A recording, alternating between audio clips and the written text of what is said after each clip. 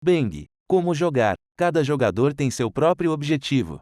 O xerife e os vices devem eliminar todos os bandidos e o renegado. Os bandidos devem eliminar o xerife. O renegado tem que ser o último jogador restante no jogo. Dê a cada jogador um tapete de jogador. Com base em quantos jogadores estão no jogo, embaralhe as cartas de identidade corretas e distribua um para cada jogador. O xerife revela sua carta imediatamente e ela permanece virada para cima durante todo o jogo.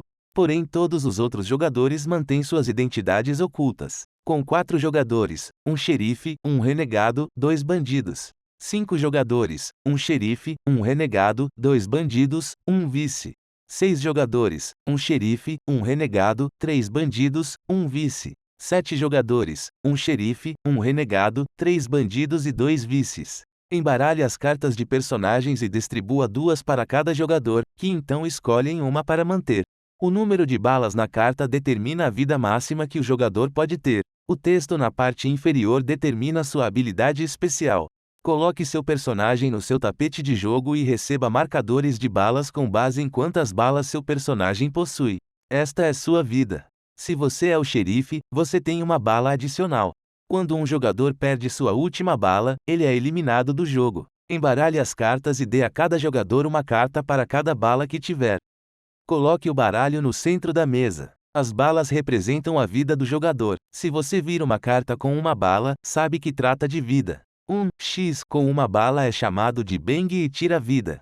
Um sinal de soma adiciona uma vida até o seu limite máximo de marcadores. Você não ganha vida se exceder o limite listado no seu personagem.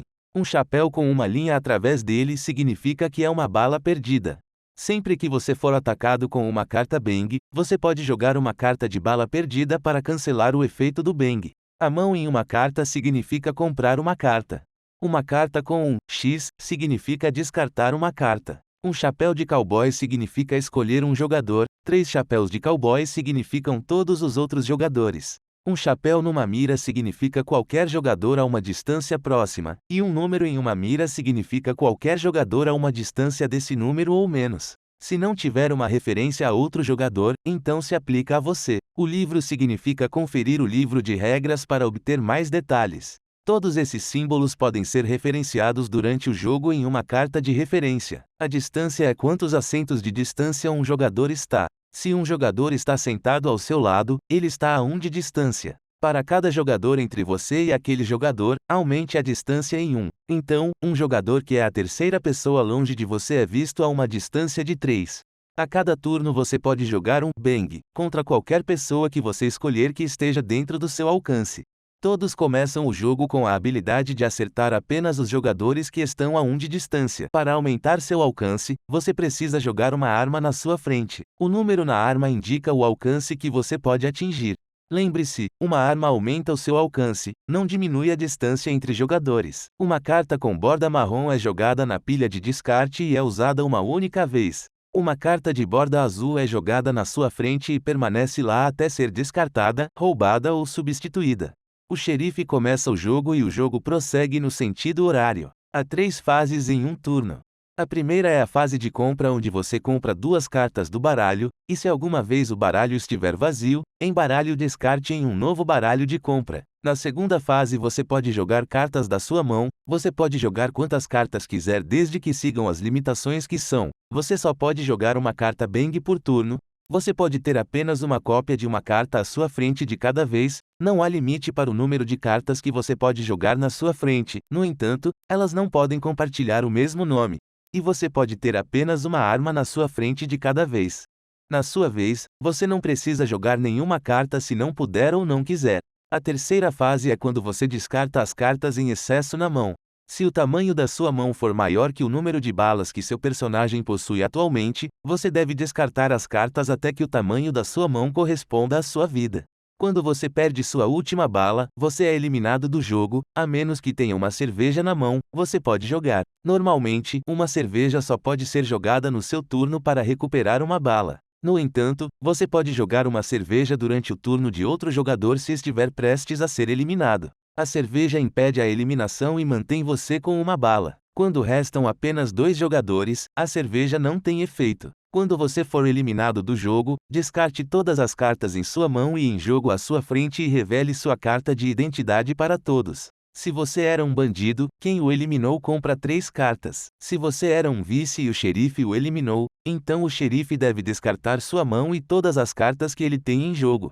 O jogo termina quando todos os bandidos e o renegado são mortos ou quando o xerife morre. Quando o xerife morre, se o renegado é o único vivo, ele vence, caso contrário, os bandidos vencem. Se todos os bandidos e o renegado morrerem, então o xerife e os vices vencem.